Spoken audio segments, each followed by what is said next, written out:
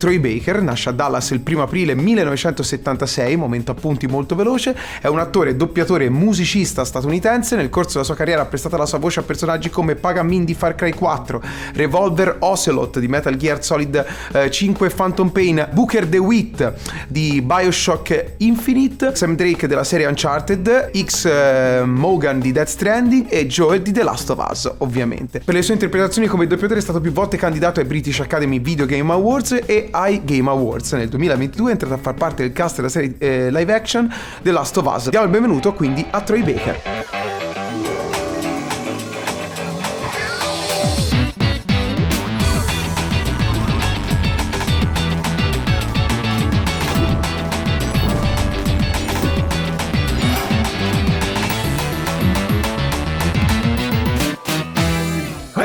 Ciao. So che è un po' incasinato, quindi grazie di aver fatto di averci concesso questa intervista. Absolutely, my pleasure. Vado con una domanda che può sembrare scontata, ma dato che si parla di un attore un po' particolare anche per il nostro mercato italiano, voglio chiedere a Troy perché ha deciso di diventare un attore. C'è stato un momento particolare nella sua vita che l'ha portato a fare questa scelta?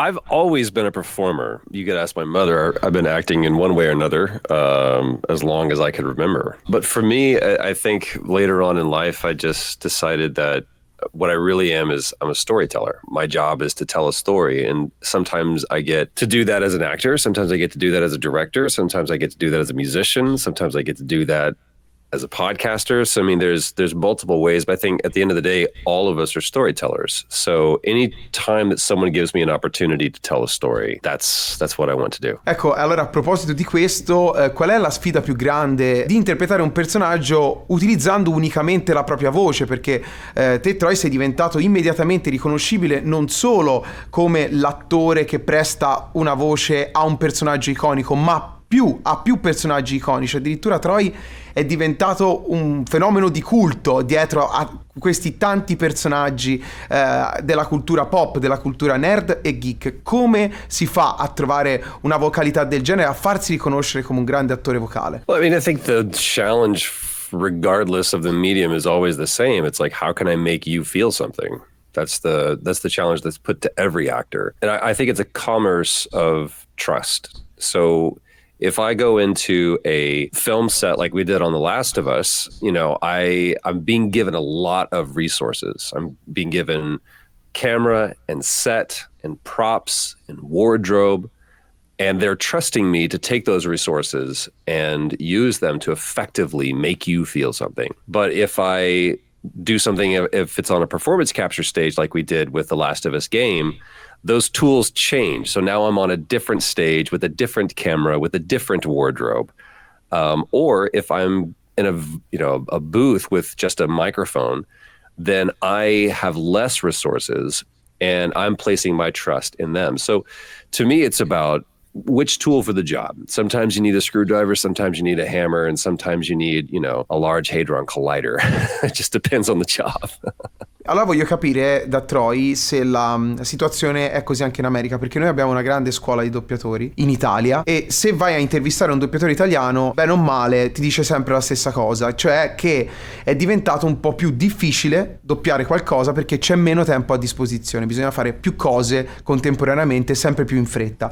È così anche in America? Con il passare del tempo abbiamo a disposizione più mezzi e quindi è più facile, oppure è diventato più limitante doppiare? I like when I can get materials as soon as possible. So as soon as I can get involved with the story, with the creators, with the script, that's what I want. Sometimes the timeline from that is a lot shorter, but ultimately what I want to do is, I guess I like the musical Hamilton. I want to be in the room where it happened.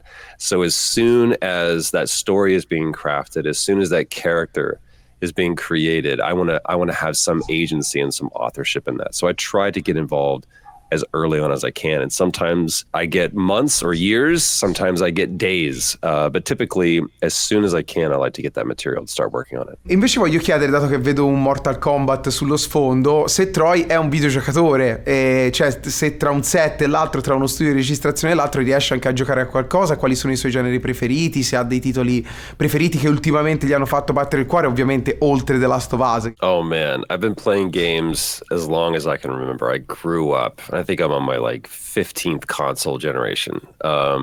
So this game specifically means a lot to me because that's the game that I invested so many quarters in when I was growing up. I would main as Baraka. I mean, I played the original Mortal Kombat. I was a Sub-Zero Scorpion guy. And then with Mortal Kombat 2, Baraka was my main, or Liu Kang.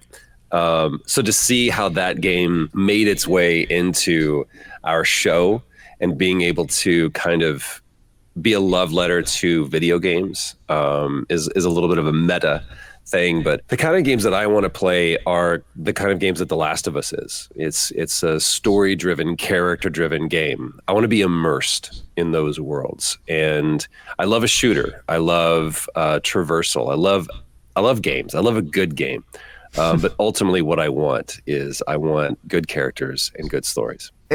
Troy, console preferita e gioco preferito? Impossible. Impossible. If you watched episode 7 of The Last of Us, them walking into that arcade, there's just something so great about being in an arcade.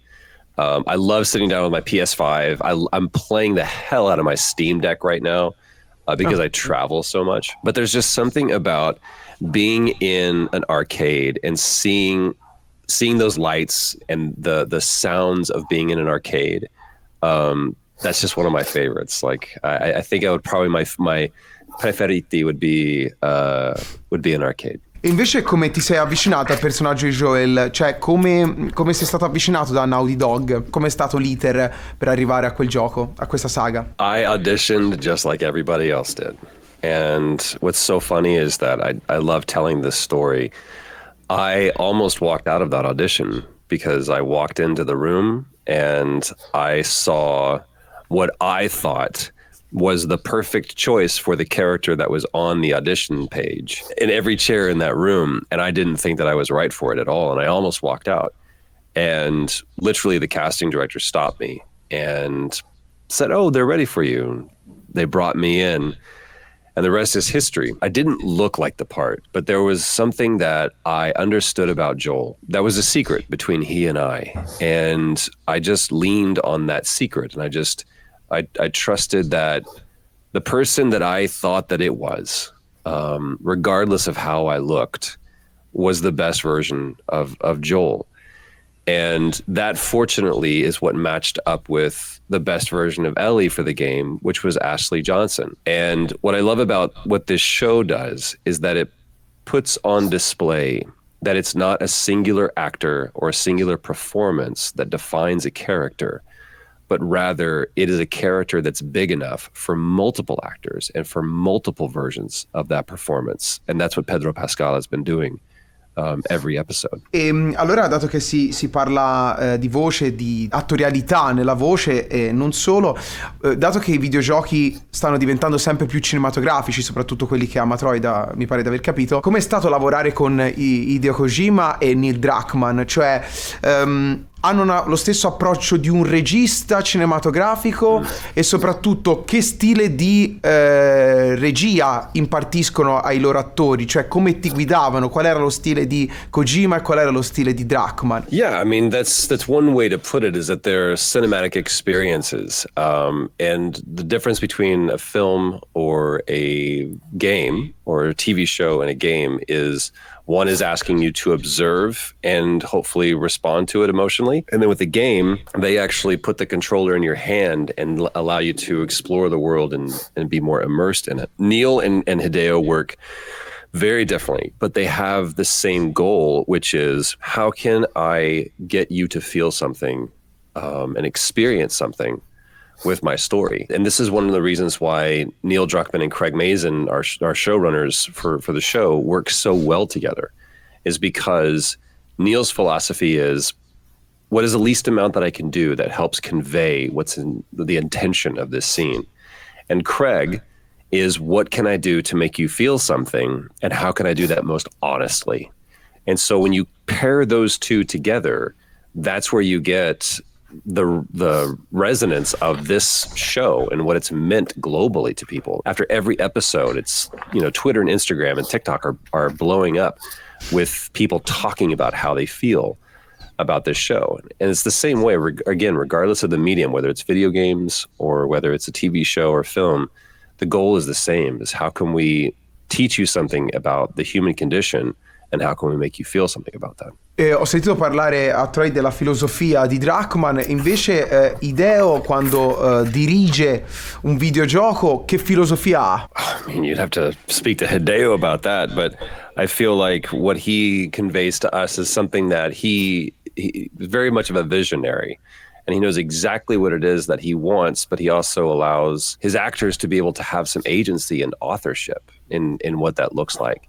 And that's very much the same way that Craig Mazin works. Craig and Neil both will clearly communicate what is seen should feel like, what it should mean to the story, but then allowing our actors like Pedro Pascal and Bella Ramsey and me, myself, to be able to fill in the gaps and have some agency and authorship in that. Ora sei anche nella serie live action di The Last of Us. Com'è stato per te vedere Joel interpretato da Pedro Pascal? Vi siete parlati? Vi siete dati dei consigli? Cioè magari ti ha chiesto un consiglio te, sei andato da Pedro a dargli dei consigli per interpretare Joel? Pedro doesn't need any of my advice. he's doing just fine. For me, it was exactly what I had hoped for, which whoever was going to play this role, I wanted to learn something new about Joel, and that is something that Pedro does. And indeed, so does Bella. Bella shows me a new side of Ellie every episode. And so for people who have played the game, I think this is a wonderful experience for them because they're able to see different versions of a story they're very familiar with. And for people who haven't played the game, this is a wonderful introduction to what I feel is one of the greatest stories of all time. Last of Us, il primo capitolo è stato un successo enorme. Il secondo capitolo forse, cioè è stato ancora più un successo rispetto al primo capitolo. Ora anche la serie sta facendo vivere una nuova giovinezza al brand. Perché è una storia apparentemente così semplice che il rapporto poi paterno tra Joel e Ellie è ancora così tanto apprezzata? Qual è il segreto della bellezza di The Last of Us, sia videogioco che serie? That to me is the secret. If you have a simple story with complex characters, that is the basis of any good story. And to me, what has helped this thing become so successful is the fact that you have people who are in charge of it that are telling a good story as honestly as possible. And whenever you do that, then you will always resonate with the audience. Va bene, grazie mille Troy. Grazie. Buon press tour perché vedo che Grazie sei molto sbattuto da una parte all'altra. Grazie di cuore. Ciao. Ciao.